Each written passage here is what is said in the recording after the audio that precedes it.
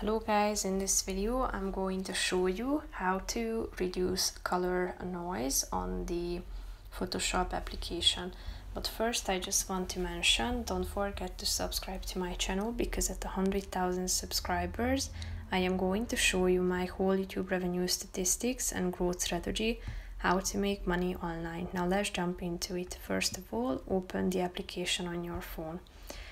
Click on the home button down below on the left side corner of the screen, and then you should click on the photo editor option. Tap on keep current selection and select the picture. Then you should tap on the adjustments button down below, which is the second option. Then click on details below the slide and then tap on the reduce color noise feature.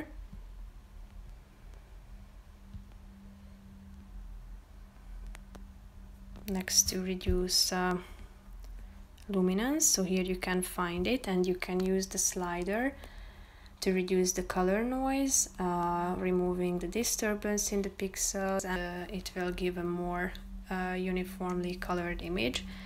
So here you can see how it changes. You can also zoom in and out to see the effects applied. So basically that's it for this video, guys. See you in the next one. Bye bye.